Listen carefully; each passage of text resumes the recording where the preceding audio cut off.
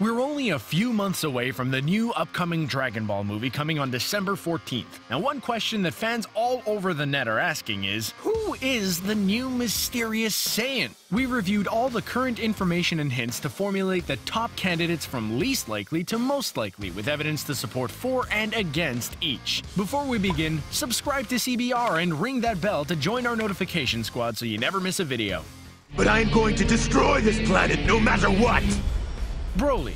First up is Broly, who is no stranger to the Dragon Ball world. He's the Hulk of the Dragon Ball verse. Could he be the mysterious Saiyan? By now you should have seen the movie trailer. The mysterious Saiyan shown in the trailer has the characteristic green aura and bulging of the muscles, which bears a striking resemblance to Broly's legendary Super Saiyan transformation. Broly's clothes tied at the waist are very similar to the Saiyan in the movie. Of course, it's quite different, as the Saiyan in the movie seems to be wearing something made of fur tied at his waist. However, characters are free to be redesigned and repurposed. That being said, there are plenty of reasons why Broly isn't the mysterious Saiyan. Broly is not canon. In fact, Goku and Vegeta never mention his name even after seeing Kale's transformation in the anime. Now, what we mean by that is he's not part of the original Dragon Ball Z manga by Akira Toriyama. He originates from a movie made by another author. Given how similar Kale and Broly are to each other, you would think they would, right? The new movie is by Akira Toriyama. He's writing the entire story. Broly's backstory is already established, and 3 movies have been released along with appearances in Dragon Ball Heroes and the Real 4D. He is not the original legendary Super Saiyan. Broly was born on planet Vegeta, the same time Goku was. This new Saiyan depicted in the movie trailer is a Saiyan that predates planet Vegeta, implied to be planet Sadala based on his armor. We know this from the conversation between Cabba and Vegeta. You'll pay for what you've done! Bardock. I don't think this guy's getting any presents for Father's Day, but maybe he could be the mysterious Saiyan. Dragon Ball Minus, a manga written by Akira Toriyama, is canon. The events of DB Minus do not contradict anything in the official Dragon Ball or Dragon Ball Z manga either. There are 2 panels, however, in chapter 307 of the DBZ manga that show Bardock being killed by Frieza. The flashback shows that Bardock took a final stand against Frieza in space. These events could have still occurred, however, after Goku's ship leaves planet Vegeta in DB Minus. Just like Broly, though, it's highly unlikely Bardock is the mysterious Saiyan. For starters, they look completely different. The hair, the clothes, pretty much everything. The story of Bardock, Bardock Special by Katsuyoshi Nakatsuri, and the episode of Bardock by Naho Oishi that showed Bardock traveling back in time to Planet Plant to become a Super Saiyan and fight Chilled are not canon. It was actually Katsuyoshi Nakatsuri who designed the character of Bardock. Toriyama did offer some suggestions of the design though. The Bardock OVA aired later in 1990, and Toriyama was so enthralled with the feature that he actually incorporated the character of Bardock into the manga for 2 panels. That's how it happened. Toriyama addressed the character of Bardock again in his Super interview. He is not the original legendary Super Saiyan. Bardock was sent back to the past in the episode of Bardock because Towa used her dark magic to open a wormhole, sending him to Planet Plant. This Bardock became Super Saiyan and killed Chilled. It's this Bardock that was abducted by Towa, brainwashed, and became Timebreaker Bardock. He's too weak. He starts with a power level of around 10,000 when facing First Form Frieza in space. He gets 2 Zenkais, one after being healed on Planet Plant, and another after his battle with Chilled. Then, Towa's technology further amplifies his strength with the Timebreaker mask. He has no God Ki. He has already been defeated by Super Saiyan Future Trunks post-Cell Saga in the Super Dragon Ball Heroes manga by Yoshitaka Nagayama. The scenes in the DBH arcade game where he's arbitrarily trading blows with Super Saiyan 4 Gogeta is just fan service. So what are you calling this precious level? Super Saiyan with blue hair dye? Cumber. Who, you may ask? This is a completely new Saiyan from the upcoming new Dragon Ball Heroes promotional anime airing July 1st. His background is unknown. Cumber is short for cucumber, just like Kakarot, Goku's original name, is derived from carrot. He could be the mysterious Saiyan. His power alone, without transforming into a Super Saiyan, is already enough in base to force Goku and Vegeta to go Super Saiyan Blue. But he might not be the mysterious Saiyan after all. He doesn't look anything like the Saiyan in the movie trailer. He's got long hair that reaches past his waist. He has long pants and a completely different outfit compared to the Saiyans from the past. He's a character created by Yoshitaka Nagayama, not Akira Toriyama, for Super Dragon Ball Heroes. And I don't like arguments. You'll die with him!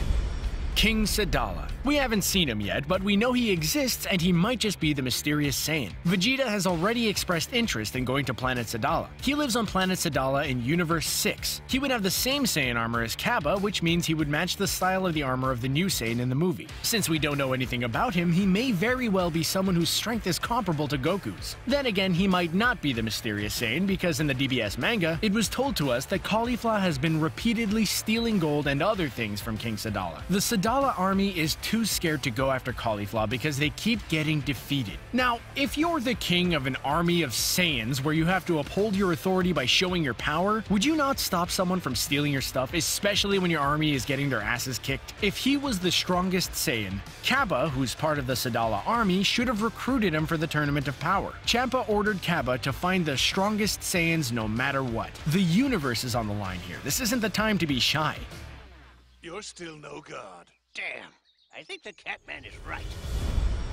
Shalot, or the Red-Hooded Saiyan. Why do we think it might be Shalot or the Red-Hooded Saiyan? Well, there's evidence that the DB Legends game collaborates with the movie. The producers said that the movie will be definitely collaborating with the games. Dragon Ball Legends was shown right after this on the same day, so we can assume that DB Legends is the game that collaborates with the movie. The question is if this collaboration is promotional or story-wise or both. The story of DB Legends and the movie both take place right after the Tournament of Power. Here are some words from Toriyama from the official DBS movie website. And this is the story from the official DB Legends website. Shalot and the Red-Hooded Saiyan both look exactly alike, and are both characters designed by Akira Toriyama. The DB Legends game was data mined by Komodo to reveal 3 names: Shalot, Zaha, and Giblet. We already know the first two, so by process of elimination, the Red-Hooded Man could only be Giblet. As per Ioku's interview, he stated that there will be lots of fan service in the movie, which may mean we'll see past characters like Raditz and Future Trunks, and maybe younger versions of Bulma. In DB Legends, we see several characters from the past because of a distortion in space and time. This distortion could have been a result of having 7 universes erased and restored simultaneously in space following the events of the Tournament of Power. A Tournament of Time is a great way to bring back old characters and have the flexibility to pair fighters together that otherwise would not have been possible, allowing more fan service. The story of DB Legends starts off with a trailer showing a red planet exploding, which could be Planet Sadala. Planet Sadala in Universe 7 was known to have been destroyed due to an internal conflict between the Saiyans. The official picture of Planet Vegeta is also red, by the way. A new planet has been confirmed in the movie. This planet may be the reason we're seeing an Arctic scene of Goku fighting the new Saiyan. The pinpoint pupils that occurred during the transformation into the legendary Super Saiyan for both the Saiyan in the movie trailer and Shalot at the end of the DB Legends trailer are very similar. This doesn't mean they're the same person, since the color of the eyes is remarkably different, but it may imply that this unique quality is shared among all ancient Saiyans who transform. It's definitely not the same green eyes we know from the Saiyans in the series so far. We know from the story that Giblet is a bad guy. He's decimated an entire city in the present. He wants to eliminate all Saiyans with the blood of the defeated and the blood of the tainted. It's theorized that he was on the side of the war that fought against Yamoshi on planet Sadala that led to its destruction. He wanted to establish Saiyans as the strongest warrior race in the universe, and to do that, he had to eliminate all weak and good Saiyans. Yamoshi fought for all Saiyans, including ones with righteous hearts. Now, Giblet and Shalot may be the same person, or they may be twin brothers, one who fought on the good side and the other who fought on the bad. Beerus states that Giblet may just be a Shalot who has his memories intact. That is, the only reason Shalot thinks his name is Shalot in the first place is because of one line he remembers. "Run, Shalot! Save yourself!" What if he's actually Giblet and the real Shalot was running from him? That being said, Shalot and Giblet are too weak and just kids. They can't even turn into a Super Saiyan yet, so how could either of them be the mysterious Saiyan? Shalot was just struggling to defeat Raditz at the start of the story. Giblet lost to a Super Saiyan Goku. A newly transformed Super Saiyan shouldn't pose a challenge to a Super Saiyan Blue. The outfit that the Saiyan is wearing in the movie trailer is very different from Shalot and Giblet's current clothes. There's no red hood or blue armor. We learned from Toriyama that S cells are required to become a Super Saiyan, and they increase in number with a righteous heart or they are inherited. However, if the new villain is an evil Saiyan that's not righteous, how can they develop S cells to become a Super Saiyan? Kale could not transform initially by focusing on the tingly feeling in her back where most S cells are. Rather, Kale focused on jealousy, anger, and rage. Perhaps the evil Saiyans have a mutant variant of S cells that don't depend on a righteous heart. Is your wish to know whether or not I know of the Super Saiyan God? Yamoshi. Yamoshi is the original legendary Super Saiyan from 1,000 years ago. The Saiyan from the movie is from the past and can turn into a Super Saiyan, so it might just be Yamoshi. We finally learned the origin of the Saiyans from Akira Toriyama himself in the Saikyo Jump January 2018 interview. Long before DBS or this interview, we had an official DBZ timeline published in the Chozenshu 4, a revised and updated version of Daizenshu. In this timeline, it was stated that the first Super Saiyan in history occurred in 238 years before age. Goku turned into a Super Saiyan exactly in age 762 against Frieza on Namek. 762 plus 238 is 1,000 years exactly. The Saiyans didn't arrive on Planet Plant until age 550, hence this confirms that it occurred before Planet Plant, Planet Sadala. Frieza doesn't even meet the Saiyans until after Planet Plant is renamed to Plant Vegeta. Yamoshi led the rebellion against the evil Saiyans on Planet Sadala. His spirit wandered to seek out a new warrior, a Super Saiyan God. Contrary to popular belief, he didn't become a Super Saiyan God himself. He's the guy that Beerus has been dreaming of since Battle of Gods. He could fight on par with Goku and Vegeta even in their Super Saiyan Blue state, if it's reasoned that his Super Saiyan transformation is a mastered version of Kale's. The Super Saiyan 1 to 3 transformations may just be weaker versions of the original Super Saiyan since 1,000 years have passed and the genes have changed. But Yamoshi is a good guy, so why would he fight Goku? Toriyama said that Yamoshi was a righteous-hearted Saiyan. It's the reason that he had a lot of S cells that allowed him to become a Super Saiyan. Maybe he doesn't have to be an antagonist to fight Goku, since Toriyama said formidable opponent, which doesn't necessarily mean a bad guy. Saiyans fight to get stronger. Maybe he's a good guy, but when he transforms, especially into a Golden Ozaru, he cannot control himself, just like Kale couldn't control her Berserk state. Maybe he was outnumbered and defeated because he was out of control and causing harm to both sides of the war. It may be the reason that Planet Sadala's central core got destabilized. Bottoms up.